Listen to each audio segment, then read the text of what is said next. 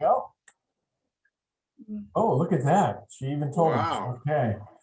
Well, good morning, everybody. My name is Steve Van Doren. I'm the President and CEO of the Pleasanton Chamber of Commerce, and I want to welcome you to our 2025 forum meeting. The purpose of these meetings is to give leaders in our community an opportunity to talk about issues and projects that they're working on that aligns with our 2025 vision document, which is on our website for those of you that have never seen it.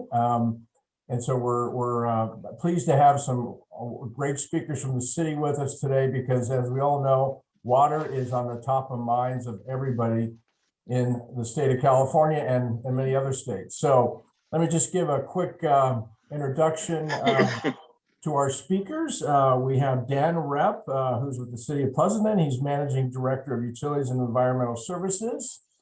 And Dan has 23 years of experience managing municipal utilities throughout California and the state of Washington.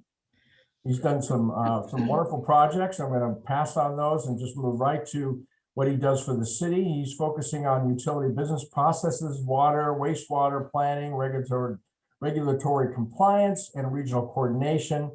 And Dan is a registered civil engineer in the states of California and Washington. We're also pleased to have David Bruzzone with us. He joined the city in 2018. He's the utilities planning manager since he became the utilities planning manager in 2019. He has 28 years of experience with East Bay Mud.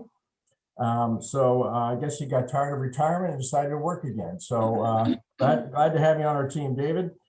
He is currently leading the effort to develop a new water distribution system model, as well as to develop a new wastewater model for the city sewer system. He's also leading many other studies that have to be completed by the city and the state. And I also want to recognize Kathleen Murachak, the Director of Operations and Water Facilities with the City of Pleasanton. So thank you for being here, Kathleen. So I've allowed the screen to be shared. So gentlemen, it's all yours. Okay, well, we'll take it off. So I'll start and share my screen. And we'll go to a slideshow here.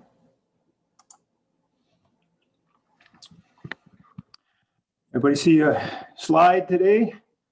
Yes. Yes. Okay, perfect. All right, so we're here to talk about the 2020 Urban Water Management Plan.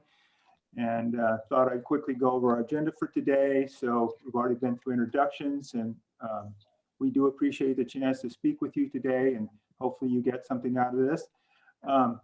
We'll begin with a little context for water systems planning. I think it's important to talk a little bit about that before we jump into the plan itself. Dave will talk about the what and whys of a water management plan. He'll talk about the water supply and demands. We'll move into conservation targets, some of the good news that the City of Pleasanton has accomplished in the last 5 years. And then I'll jump back in, talk about the water shortage contingency plan, and then public outreach and some key dates, and then we'll close it there. So a little context for water systems planning. You know, I think everybody in the room is clear about the situation facing Pleasanton and other parts of California. Just, you know, California's a dry state. So I always want to talk about our sources of water. There's really only two sources of water for the City of Pleasanton. That's local rainfall, and then water that gets imported, either from the state water project or water purchases made from other places in the state, and the term that's used is called wheeled. Now, water utilities wheel water. So it's an interesting term. So if you hear it, that's what's going on. And so with that in mind, I've sort of using the 80-20 rule as sort of a metaphor for what our water picture looks like. So the City of Pleasanton, we produce about 20% of our own water from our water supply wells. We have 3 wells. And that means we buy the other 80% from Zone 7. Zone 7 produces about 20% of their own water from local sources, largely groundwater and local stored water, surface water that they capture. and then they import about 80%. So it's kind of interesting how the 80-20 split sort of carries through. So again, I think this is important because it's just a broad picture of how water, what percentages of water, where they come from, and how are they distributed and used within the city of Pleasanton. So the city's role, before I jump into Zone 7's role, the city's role in water systems planning and sort of the jargon that we use, we're a water retailer. So because we buy water from a wholesaler, Zone 7, and then we distribute it to the customers through, just like you, through water meters and through our distribution system and pumps and reservoirs. So we're called the water retailer. So Zone 7's role, as I noted here, so they are a wholesaler, but they are also the region's water supplier. So as I mentioned, 80% of the water that they have to import that, plus they need to produce that other 20. And so they're doing that regionally. They're doing it for City of Livermore, Pleasanton, and then DSSRD. So, and any other users they might have connected. But so as a regional water supplier, they're in charge of water supply contracts. They negotiate those contracts. They're the ones out right now trying to secure other water supplies through contracts and exercise contracts that they currently have. So they're very busy right now doing that. The other thing that they are is they're a regional water supply planning agency. And so they're looking at that long range, just like we're going to talk about today, but they're doing it for the entire region. And they have their finger on the pulse of the State Water Project and other sources beyond the Tri-Valley area. And so that's an important role that they have.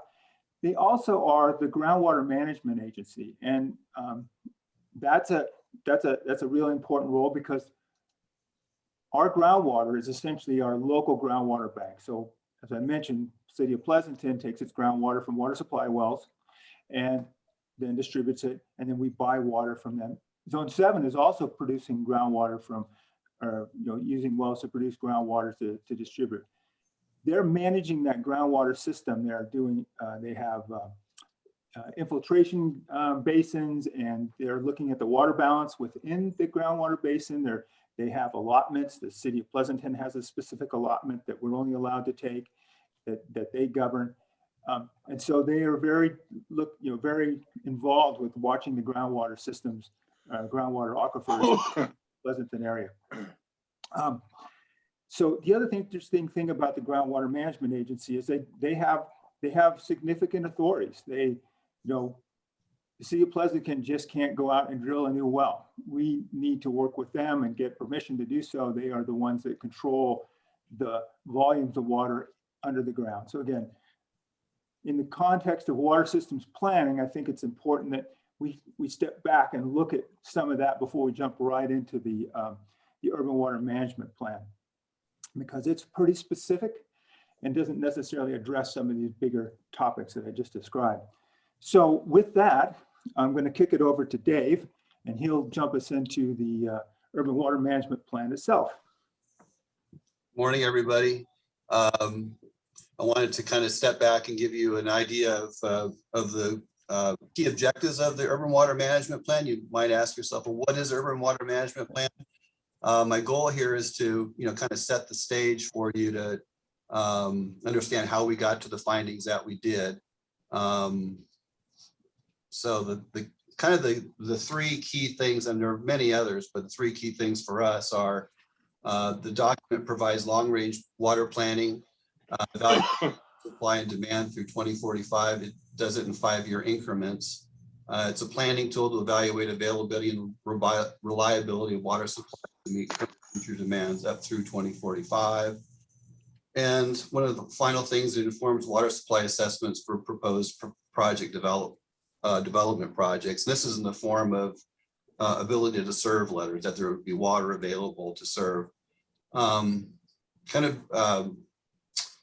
Aligning with Dan's theme about the dependence on Zone 7, the development of the urban water management plan was there were two other key documents that were involved that we used to develop our own urban water management plan. One was the Zone 7's 2020 Urban Water Management Plan, which looked at all their supply projects, supplemental supply projects, and took a regional look at demand throughout their service area. And then prior to that, last year, we were involved with them in developing a demand study. Now, this looked at the demand for the region, their service area, and looked at population and looked at long-term water demand. So those were kind of the key documents that that we relied on to produce our document. There was a lot of coordination that went back and forth with Zone 7 on these. I'll say, Dan, next slide. So why is the urban water management plan required? It goes back to 1983 when the Urban Water Management Plan Act, AB 797, put it in place. It is required for any urban water supplier over 3,000 customers or deliver over 3,000 acre feet of water per year. Requirement is that we update every 5 years. And in this particular cycle, we've completed it. It's been adopted by our city council, and we're finishing it up, and it'll be submitted to the Department of Water Resources on July 1st.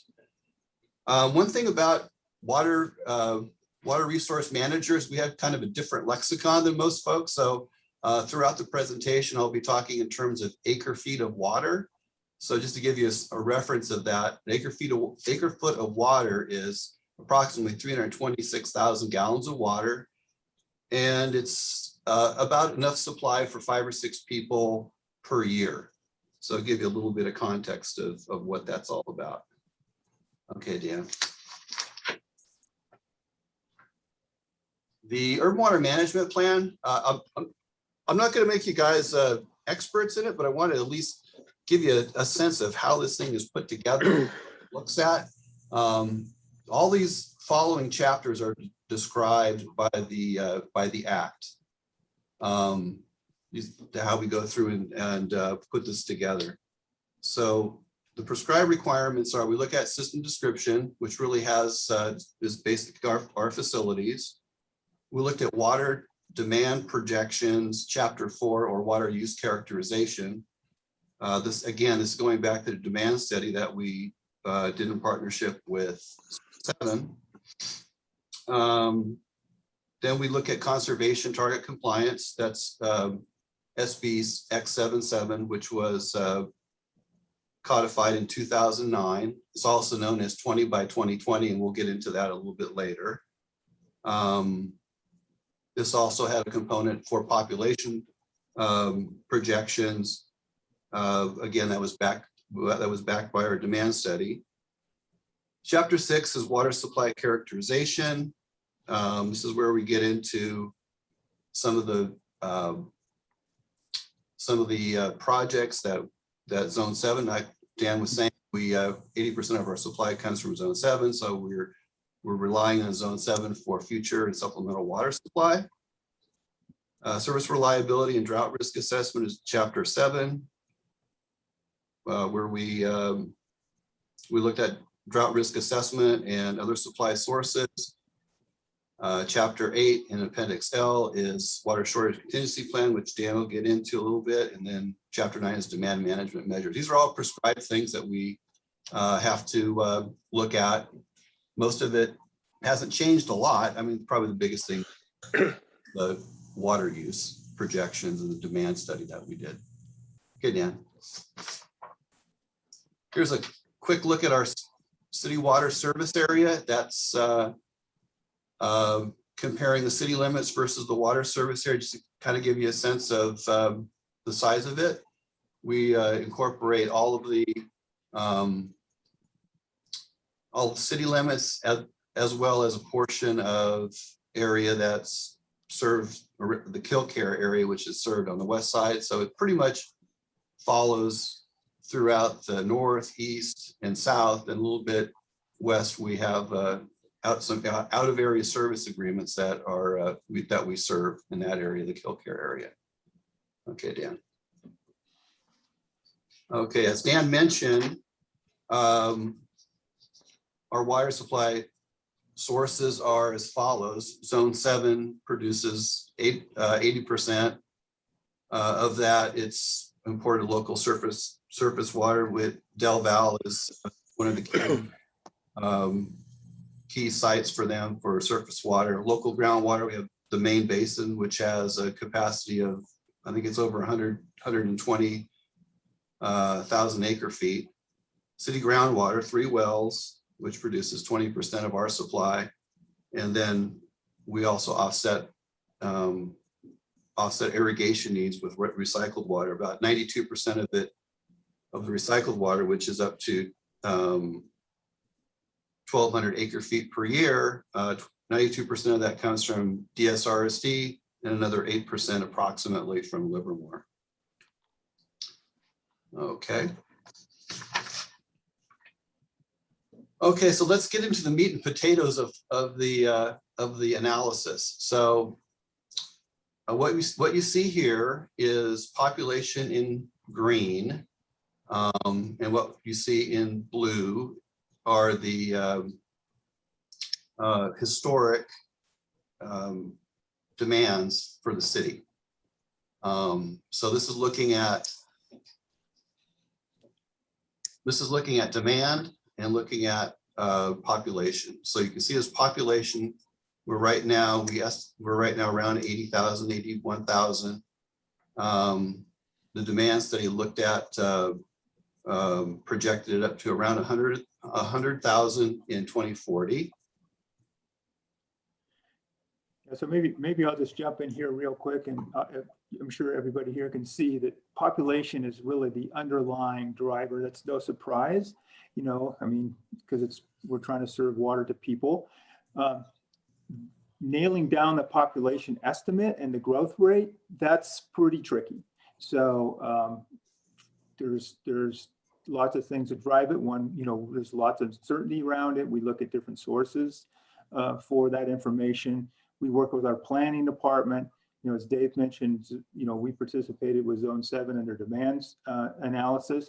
I mean, underlying all that is population and population projection estimates. So that's where things get, you know, that's the big variable there is what happens to the population as we move into the future. So pretty evident from this slide that it's the driver, but wanted to point out that it really is about those growth rates that drive that, and we can argue about those growth rates a lot, but it's sooner or later we have to establish something. And so what Dave is showing you here is sort of where we've landed with Zone 7, with our planning department, and so on, for what we expect to see with the City of Pleasanton. Go ahead, Dave. Thanks. Right, and these are pretty consistent with what they're finding also with City of Livermore and with DSRSD service area. The message here is that at 2040, our per capita demand will be just about the same as what we're seeing now, around 160 gallons per day per person. So that was a key finding from the study and will be used by Zone 7 for their water supply planning. Is that per person or per household? That's per person. Okay, thank you. Mm-hmm. Yeah, and you can also see the impact of the 2015, 2013 drought period there. You can see we went from roughly 18,000 down to 11,000, and then starting to climb back again. So that's why there's that big dip there. Hey, Daniel, quick question. I've always been told that, you know, the main water usage is landscape, but you're tying it all to persons. So how do you correlate the two when like we have to meet, or, you know, the housing requirements and, you know, build a bunch of condos, but no backyards kind of thing? Right. So, yeah, so the traditional planning approach has been, you know, you sort of mash it all up, and then you divide by the number of people to get, you know, gallons per person per day. So that includes all water usage. So it doesn't distinguish between the types. I think what we're going to be seeing as we go into the future is there is going to be a much finer look at that, because the new water conservation requirements that are heading our way do start to look at the outdoor component and do start to specifically quantify that. Because but that's traditionally, that's not how it's been done. It's always just, you just lump everything together, divide by the number of people, and then that's your demand, gallons per person per day. But stay tuned. I think it's going to change here pretty quickly. Okay, Dan. Sorry. The second item of compliance for the urban water management plan is the compliance with the Water Conservation Act, which is also known as 20 by 2020, which means 20% reduction by the year 2020. So that was enacted in 2009. And at that time, targets were put in place to see if the city could meet those goals, the city could meet these targets. So this slide presents that to you, that in 2015, we had a 10% reduction target in which we met. In the green there shows the target itself. That was a drought year. We had our per capita use at that time was 141, which is probably a little bit aberrant. But in 2020, as our 20% kicked in for 2020 at 197, we met it quite handily, quite easily. So that's an excellent finding that we're presenting to DWR. David, just a quick question. This is Steve. How did we do that? I mean, just real quickly, is it a number of different things, hard to pinpoint, or? Well, I think water conservation, Steve, had a lot to do, with recycling and, water conservation. I think that was 2015. I wasn't here in 2015, but I know that, with the water availability, conservation kicked in by a lot of retailers, and customers responded and curtailed water use, reduced water use. And I think that's kind of kicked in and hardened. So I think those are two of the things that. And they find people if you went over your 2013 average. Yes, there's the stick part of it too. Right. Yeah. So a couple of things I think you could point to, definitely in Pleasanton, and I think in general too, from some of the things I've seen.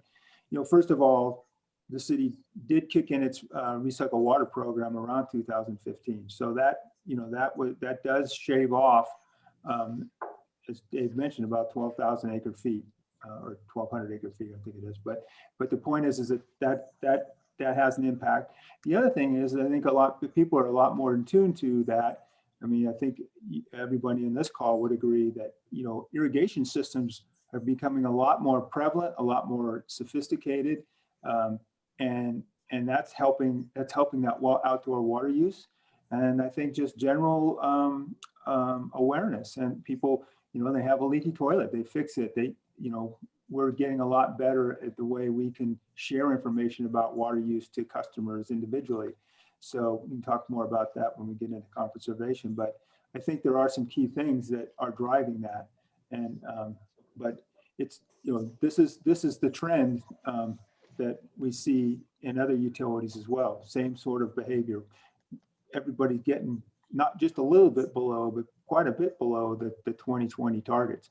So that's good news. I mean, that's although there is some feeling that that elasticity in the marketplace, if you will, we're probably, it was easy to get to this reduction. It's probably going to be a lot harder to get to significant other reductions too. A lot more work is going to be required. So. Yeah. I just wanted to add really quickly, this is Kathleen with the City of Pleasanton. Between 2015 and 2020, the city also installed its automated meter reading system. And also we put our customer service portal out and available to customers as well, so they can monitor and manage their water use much more easily than they could in 2014 14, 15, when they had to go take the lid off their meter box and try and do the calculation. So, you know, some of those technologies that we've put in place, I think has really helped us internally to manage our water better, but also the customers as well, to put the power of their water use more so in their hands. So I think you're seeing a part of that in these numbers also. Okay, next slide, Dan. Oh, as Dan mentioned, we had recycled water kicked in 2015. So this slide here is looking at where we are with recycled water. We're all the way up to a little over 1,200 acre feet per year, and we're hoping to projecting anyway up to 1,800. So about 50% increase by 2040. So that'll be one of the things we'll be working on to help offset water supply. Okay, yeah. And here's a look at our recycled water system, where our pipes are. We get our flow from DSRSD. It's stored at the Tassajara Reservoir across 580 and serves the purple pipe areas that you see there. And we have other pipes that are connected, that are available but not connected to the city on the east side there. So our service area now is that purple area. And let me just summarize the findings here of our of supply reliability. UWR required that we look at 2 different scenarios and looking at water supply availability. One was a 5 consecutive dry year reliability assessment, and the second was a current 2021 through 2025 drought risk reliability. That was both were found that we had sufficient supplies of water under both scenarios, and so the finding from Zone 7's urban water management plan and ours as well is that supplies can meet existing and projected water demands through 2045 under normal and dry conditions. As you know, Dan mentioned before, supplies are the next 3 bullets there from Zone 7, purchased water from Zone 7, our groundwater, and then recycled water. So the good news is that Zone 7 currently has sufficient supplies to carry us through for this year. And all of this water supply portfolio going forward assumes that State Water Project is fully operational. So that's the good news. I did have a statement that I got from Zone 7 about our the common message for our current condition of water supply. And they, as follows: the Tri-Valley residents and businesses have done a great job responsibly using water since our last major drought in 2014-2015. Thank you for your efforts in reasonably using our valuable water resource during the last drought and years since. We're in the 2nd year of another severe period of drought. Although Tri-Valley has some flexibility in managing its water supply in 2021, if the drought doesn't improve, this winter we'll face potential mandatory conservation in 2022 like we did in the last major drought. The Tri-Valley water providers are asking all Tri-Valley residents and businesses to voluntarily conserve 10% this summer. Water we save now will help us if the drought continues to next year. Saving this summer for use next summer will make a big difference. So I just want to kind of conclude on that things do look good, but there's more work to be done depending on the hydrologic cycle. Right, and maybe I'll just add a couple of things here.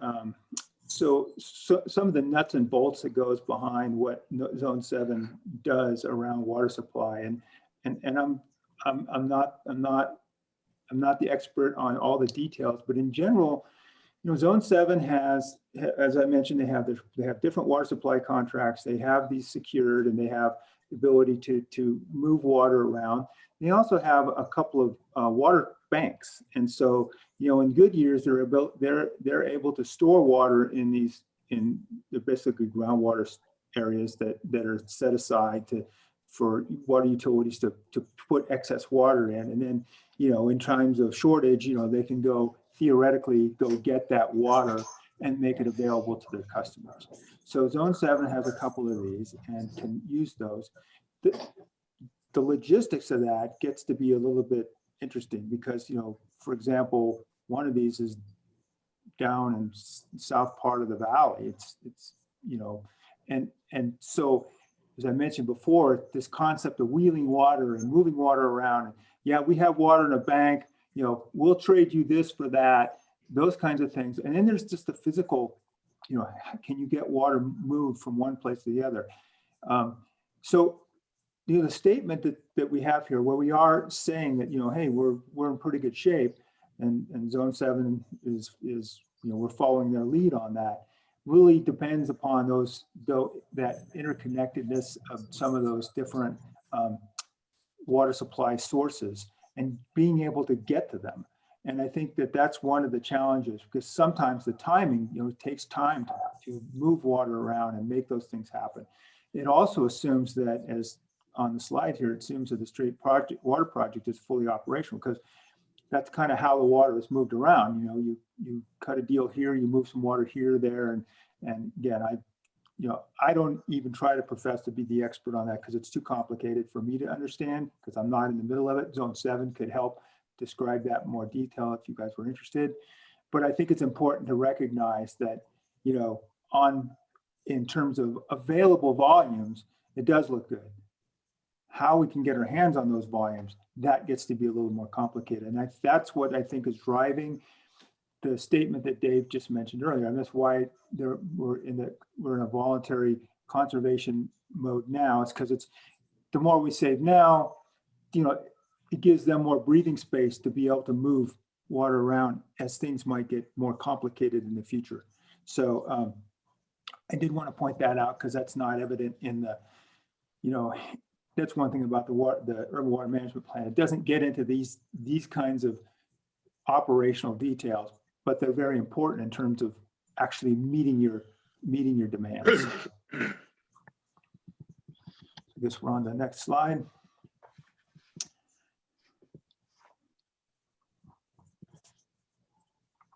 So moving on to water shortage contingency plan. So essentially, the part of the urban water management plan, as you've already heard, is we're required to put together a water shortage contingency plan. It's known as Appendix K in the plan. It sits in its own appendix. The water shortage contingency plan is linked to our municipal code, section 9.30, because we take what we put into that and we codify it because it requires city council action to step into some of the conservation modes. I think most of you have had some experience with that in 2013, where the city did declare a water shortage. It was council action. It kicks in this 930 municipal code requirements. We'll go through some of those here in a minute, but that's sort of the overall thing. And in there is, Dave mentioned, demand management strategies, where we've listed a whole bunch of things that we can use to help manage how much demand is being used by the customers. So we'll go through some of that. So as part of that water shortage contingency plan, we are going to have to update our municipal code. What's going on is we had 4 criteria, 4 stages. We're going to go to 6, and those stages are listed here, and it's basically a percentage conservation. So stage 1, pretty easy, 10%. Stage 2 up to 20. You can see those there. But that's a new requirement under this plan. So here's what it looked like before. we had the 4, and then we've basically have lined them so that there's not that much difference. Although we do start a little bit earlier in stage 4. We're up to the 40%, whereas before the old stage 4 was 35%. So in essence, we go from 4 stages to 6 stages, and then I'll show you a detailed breakdown of what that looks like. It's pretty complicated, but I'll show it to you. If you're interested, I'll give you a link that you can go to see it on our website, the details, because it gets pretty messy. The proposed changes to the municipal code will be going to our city council in October. And so there'll be, the requisite hearings and so on. So you're more than welcome to take a look at that and then offer comment to those proposed changes. So as I mentioned, here's where to go look for all the information we just provided, including the details between our municipal code and our drought contingency plans, or excuse me, our water supply contingency plans. So you can just go to our website and go to the water conservation tab, and you'll find it there under urban water management plan. Why don't I scroll down a little bit here to just because I wanted to touch on the things I just described for everyone. So let's see, whoops, sorry. Oh, I thought this had this. Oh, I guess I'm wrong here. I thought this had I thought it had all 6 of them in here, but the point is that we've got 6 categories, and we have a list of demand management reduction actions. Again, the intent here is not to go through these one by one because it's just too complicated and too time consuming. But I think what I really wanted to show you is that there's a whole series of demand management, demand reduction things that we are going to be looking at as we roll into the drought. For example, use for water use for construction activities shall use recycle water. Right now, you don't have to do that. It could be domestic. There's several others identified in here, and you can see that when they kick in is based on the percentage of reduction we're trying to achieve. So it's just important to know that we have a whole list of things that we're going to be engaged in, as we get further and further into this drought. So, and they will all be codified in our municipal code under 9.30. So going back to our public outreach schedule and just general schedule, you can see that we've already, as Dave's mentioned, we've already adopted the plan. We will submit the plan to Department of Water Resources on or before July 1, and then they'll adopt it. And then, as I said, the next step for us is to go through the municipal code adoption process and get those things codified. So that's in essence our urban water management plan and some of the key pieces of it. Happy to answer questions and hear what you guys have to say about it and see what we can do to get your Daniel, just a quick comment. A question. Santa Clara, what are they doing that's making it so bad for them that we aren't doing? Because it sounds like we're doing good. And 2, is there instead of waiting till we get to these stages, I know there's an incentive to take out your lawn and put in fake grass. And then I know in Scottsdale, they give you rebates for buying Ratio, the controller that actually measures your moisture, your grass. And are we doing any incentive type of encouragement to help us not get to those states? So sure. So I'll start with the easy one first, which is at Santa Clara County. And so they have a local water supply reservoir, and it's the Anderson Dam Reservoir. And that dam was not fit seismically, and it sits right on top of a fault. And so they, the Department of Water Resources ordered them to take the dam, lower the water level in the reservoir, and so they can't use it for storage. And they're going to have to rebuild the entire reservoir to bring it back into. So what they would do is they would take water out of San Luis Reservoir and pump it up into the Anderson Dam and use that as storage and for their distribution. They don't have the ability to do that, and so their ability to buffer, this drought is severely limited in that regard. So that's a huge driver for them. So the second part of that, as far as incentives, so the city currently does have incentive programs for, changeover from, one type of landscaping to a more drought resistant type of landscaping. We publish those, incentive programs on our conservation website. They have been and are available now. The other thing that, as Kathleen mentioned, that wasn't in place before in the last drought is the city has installed an advanced metering infrastructure system, and essentially it's not real time; it's near real time. There's about a 6-hour lag between when you use water and when it actually shows up, so you can see the usage information online. But that system, we're using it, we're getting a lot more up to speed with that system and tend to use it as part of a management tool for this drought, because, in years past, we would be doing manual reads of meters, and there's literally weeks would go by or months would go by before you could actually see what your water usage was, unless you were out lifting the lids. And who wants to lift the lid? That's reading a meter's hard to do, and it's not always productive, right? Now I think the information is going to be a lot more available for folks to be able to see that, and so I think that you'll be able to see. We're doing it now. We know whose water system is leaking, and we can see it, and we send out notices, and we can follow up with folks and things like that.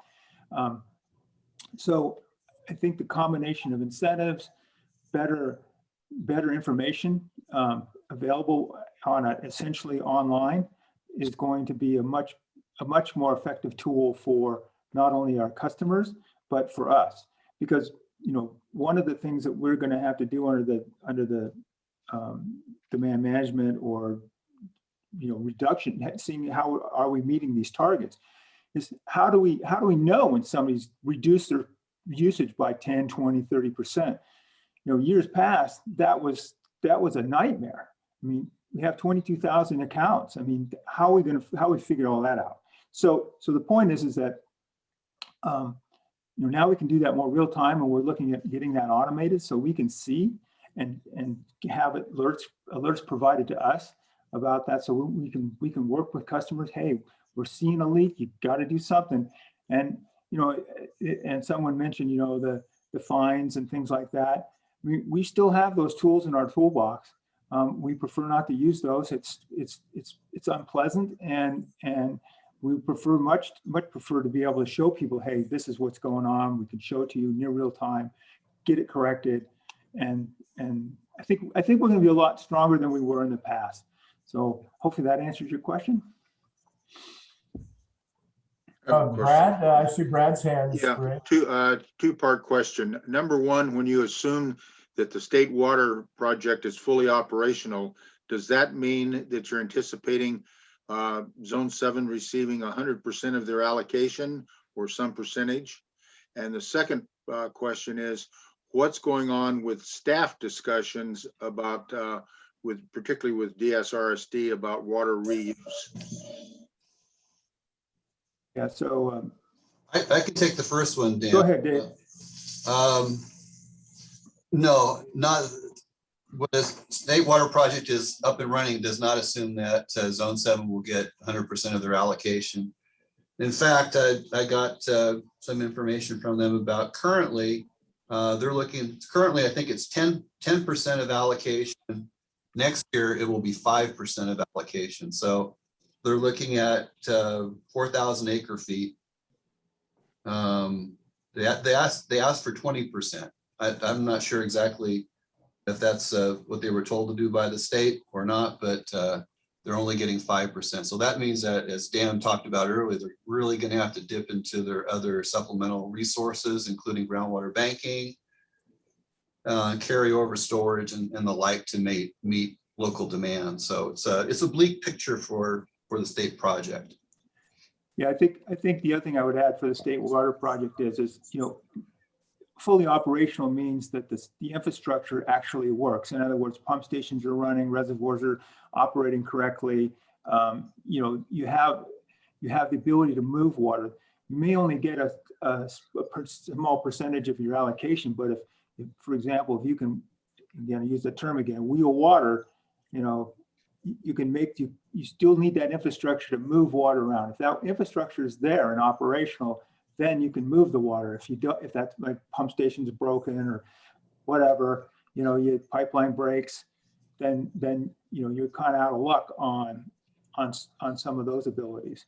So there's the allocation piece that Dave just described, and then there's the actual physical infrastructure. And I think what we're looking at is the physical infrastructure. Can you move water? So, but if you don't get any water to move, then so that's a problem. So. I'll take that second question there because it's also happening, I think, in the chat as well. But I wanted to also inform the group that Zone 7 also has a rebate program. So you can also check their website for landscape rebate options as well. But to address the chat, and then I think what Brad brought up in regards to recycled water is that right now the state doesn't allow for homeowners to connect to any sort of recycled water system. So first of all, as you saw on the map, our recycled water distribution system is really situated primarily through the Hacienda Business Park. So that's where our purple pipes actually run, and they don't really stretch into the neighborhoods. There are some apartment complexes and such within the Hacienda Business Park that does receive that recycled water. But individual residences, there are not regulations, nor do we have the infrastructure in place to actually distribute recycled water to residential homes.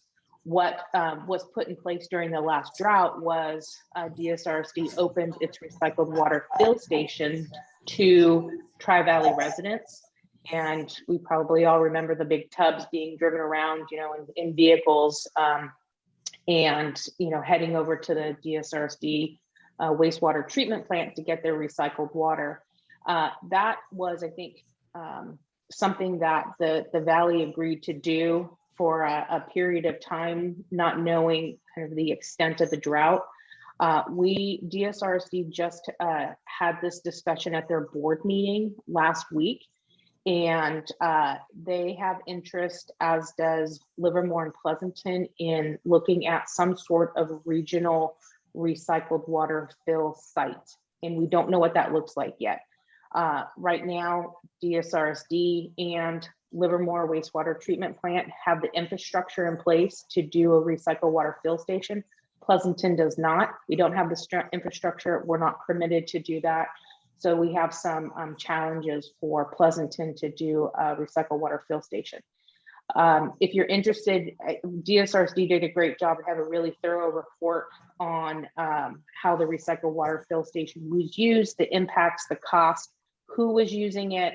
When you look at their data, about 45% of the users were Pleasanton residents. And so as of right now, because of their recycled water treatment plant and the construction that's going on there, they're not able to open up that plant to residential water, recycled water fill station. However, myself and then DSRSD and Livermore are meeting next week to talk about what options we may have as a region for a residential recycled water fill station. So stay tuned on that, but I just wanted to address the comments that were in the chat. Thank you. Great. Jill Buck, you must have some comments or questions, right? Well, I would just say, there's a lot, there are many layers to this. I'm concerned about the state water project for a lot of reasons, all the same things that They discuss in Zone 7 water meetings. You know, I watch those and I read the reports. Zone 7 is doing a lot of great things to try and be involved in the solution, to include being part of the Delta Conveyance Project, investing in both the Sites Reservoir and the Las Vaqueras Reservoir. But, you know, when we talk about all the water that we've got stored in the Kern County water banks, we don't, you know, pump that north to bring it back to us. The way that we would get that water is by siphoning off more as the state water project flows by us. That's how we retrieve that water. And when we're, you know, the state water project is dry like it is now, retrieving that water, this is something that the general manager of Zone 7 has talked about, retrieving that water that we have stored in Kern County is difficult. That's why, you know, Zone 7 is looking at northern, you know, more northern options like the Site Reservoir and Los Vaqueros, but those are still years in the making. We've done such a good job with conservation, and our citizens are doing such a fantastic job with that, that we don't have a lot of cushion there left. And so that's why, you know, when we look at our water supply and we look at, you know, being potentially more reliant on our groundwater, that's why it's more important than ever that we continue to move forward with the PFAS treatment options. And the city and Zone 7 are both moving forward with the designs to look at those. But I think one of the messages that, you know, personally, I think needs to go out to the community. It's an F word that nobody wants to recognize when it comes to water, energy, or anything else. And it's the new F word we all need to get used to: finite. Some of our resources are finite. All right. And so we all think that if we can pay for it, we can have it. And sometimes that's just not true when there isn't enough. So, you know, I think that we need to remember that our water rates reflect reality when it comes to our supply and our infrastructure and our ability to move water around. And the idea that we can continue to pay, you know, low water rates and still have the same service may not be reality. And as the city begins to look at its utility rates across the board, not just water, but in other things, you know, we may have to pay for what it's going to take to keep water flowing, energy flowing, our waste systems up and going, all of that. So those are my reflections. Thanks, Jill. Arnie, I'm sorry, I missed your hand up there. Yeah, I think I'm unmuted. I totally agree with what Jill just said. Arnie, you're going in and out. Maybe if you turn off your video, we can hear you better.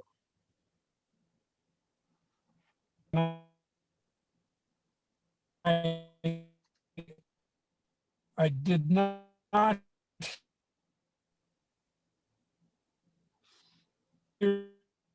Arnie, you're breaking up. Yeah.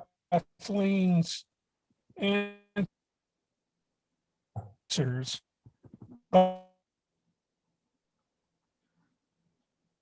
I Arnie, EWR. oh, he's gone. Oh, sorry. That's too bad. I'm sure he had something important to say. Brock, you have your hand up.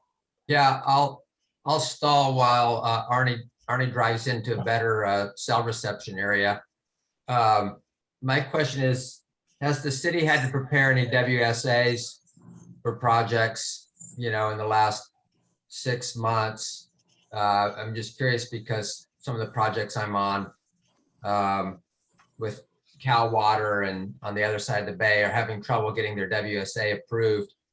So I'm just curious if the city's had to do a WSA in the last 6 months, and then was curious if there are any mitigation measures that are being recommended for projects that are trying to get a WSA approved.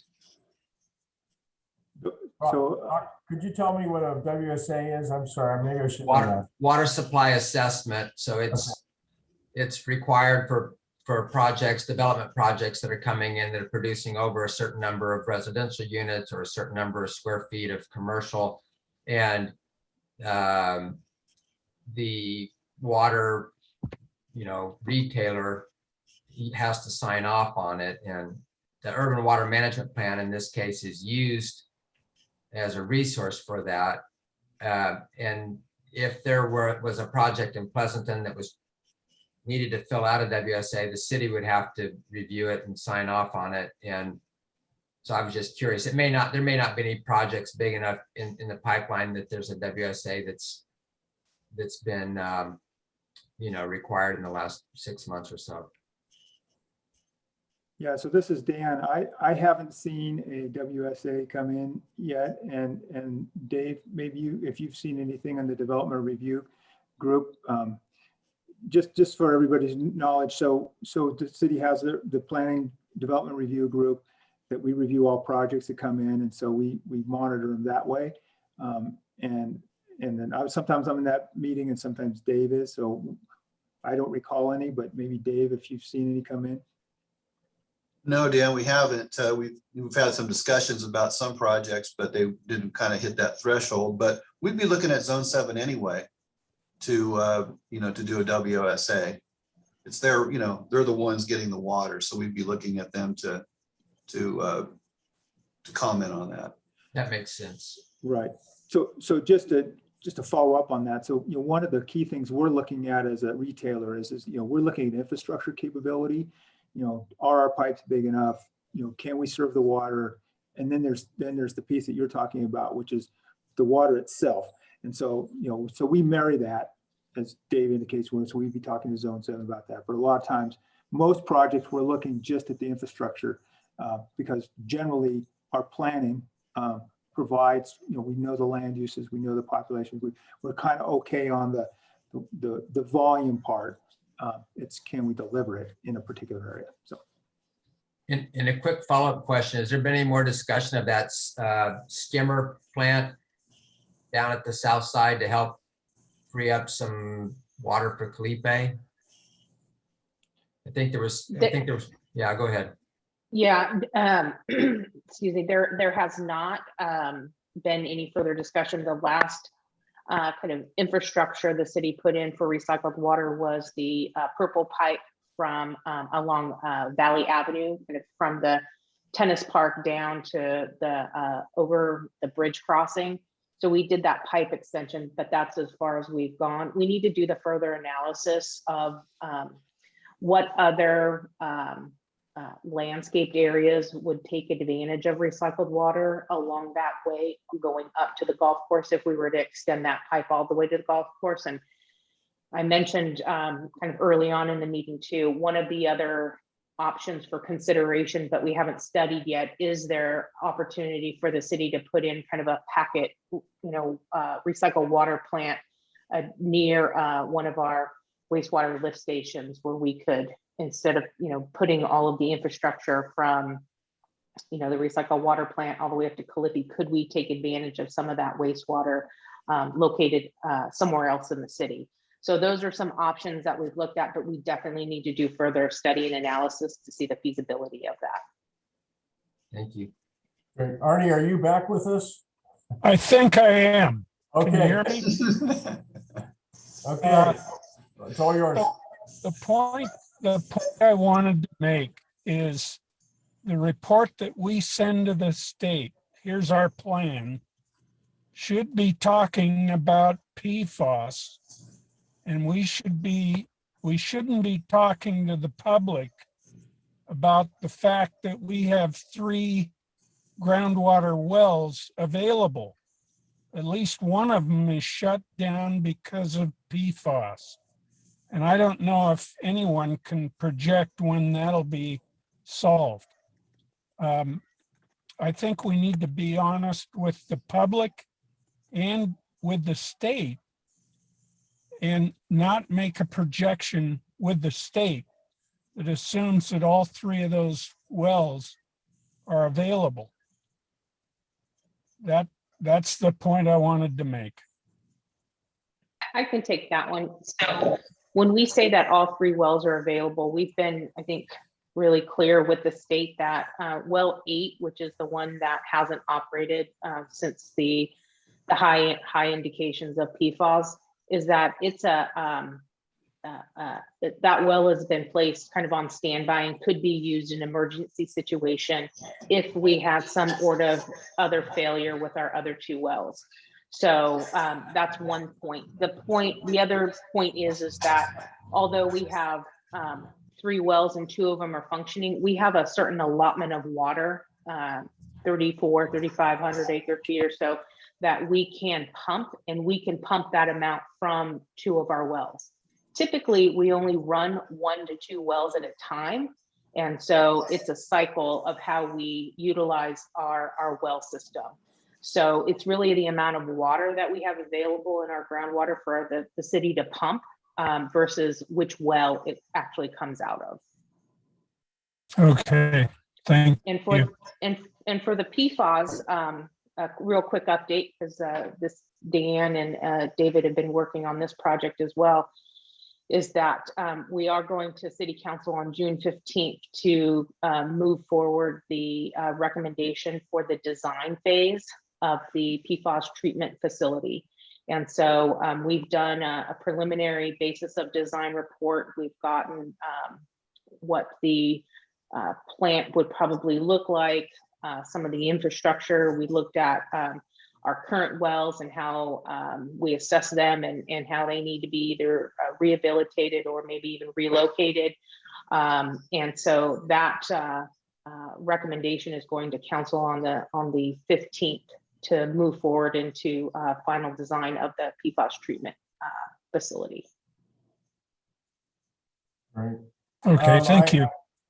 Thanks, Arnie. Marty, you have your hand up, and then we'll ask one more question. We're getting past time here. Marty, go for it. So is it still the case that Pleasanton's limitation on groundwater pumping is a limitation that's imposed by your contract with Zone 7? And if that's the case, if Zone 7 is unable to meet demand Pleasanton has by contract, your independent pumping ability would allow you to pump more water from the ground to meet Pleasanton's supply. I guess, is all that correct? That's correct.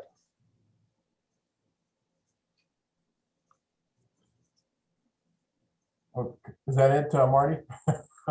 Yeah, no, just wanted to make it clear that Pleasanton does have ability to meet its supply if Zone 7 cannot meet its demand under our contract.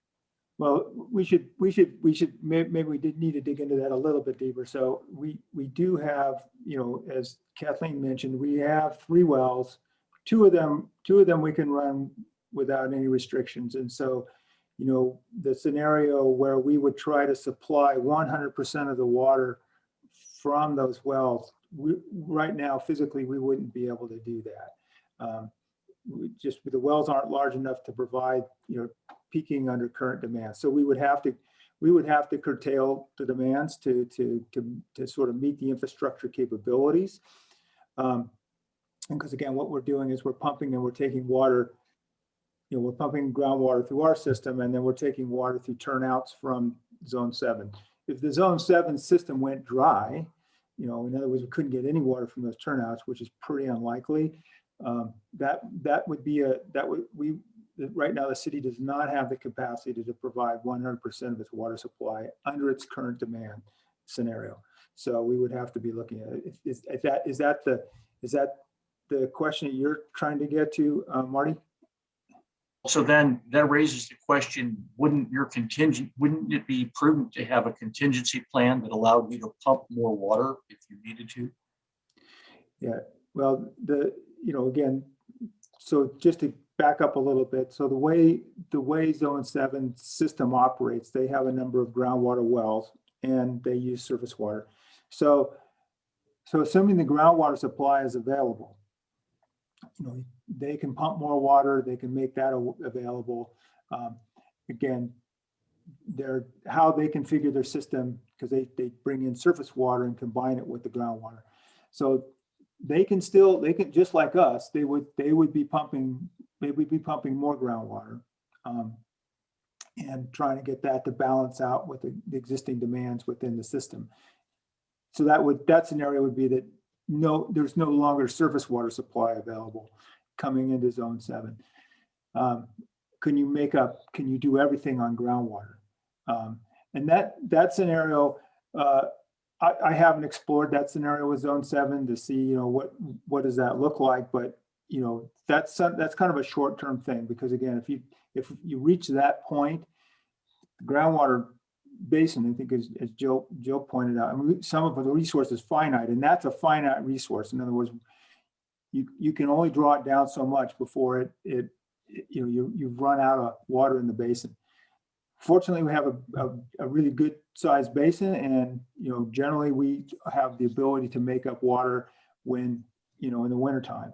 But if you get way out on the limb and say we don't have any water coming in from other sources, and you're only relying upon local sources and groundwater recharge, that's a different scenario than what we're proposing, what we're looking at with the urban water management plan. Okay, thanks, Dan. Any other questions from the group? I did see a comment from Jan about can we use the chain of lakes for recycled water, source of recycled water? I don't know if anyone wants to answer that. Any comment on that from the city? Yeah, so I'll take a shot at that. There is conversation within the water utilities and water providers in the areas. Can we look at what else can we do to supplement the recycled water supply? So, for example, we were just talking about groundwater. There's we call them fringe areas of the groundwater basin where, sort of as you sort of head up in the uplands a little bit, the groundwater basin in that area tends to be higher in salt, or the groundwater tends to be higher in salts. It's less productive, and there's some thought that maybe we could take use that and bring that into bring it into the recycled water system, treat it and distribute it that way. I think the zone 7 has other plans for the chain of lakes. I mean, that's a groundwater recharge facilities in general. So, but yeah, so we are looking at those other options for what could we do to push up the amount of recycled water that's available to us during those summer months. Let me just add, Dan, that Zone 7 does have a chain of lakes project on their portfolio for supplemental supply. And I believe it's 2030 or 2035 is when that would go into service. And I'm not sure all the hurdles that they have to go through to get it, in their supplemental portfolio, but it is part of that going forward. But that's not recycled water. That's no. Yeah. Okay. No, drinking water.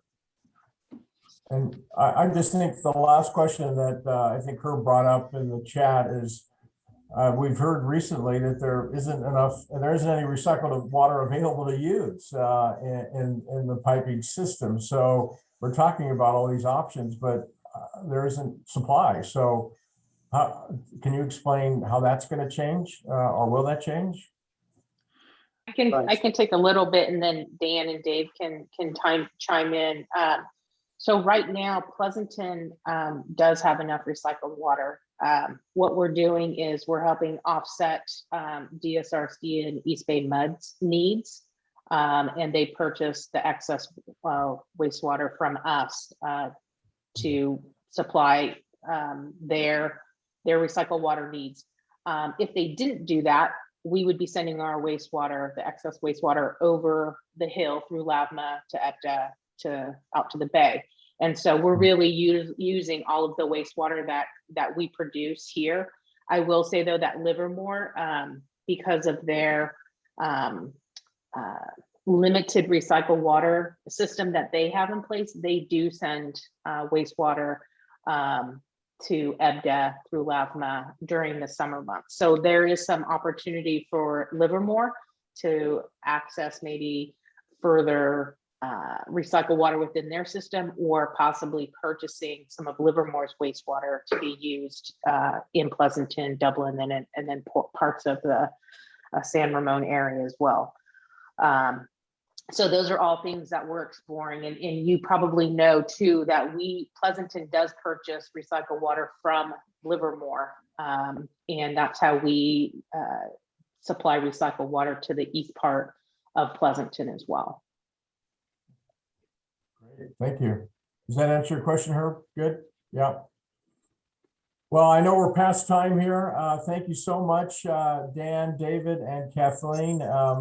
Obviously, a very important issue that affects not only our community as a whole, but the business community too. So please, we'll bring it back for an update because we'll need to stay in touch. Thank you for all you're doing to keep us moving forward. So on that note, I think Lori had to step out, our chair of this committee. So I'll bid everybody a wonderful day, and we'll see you next time.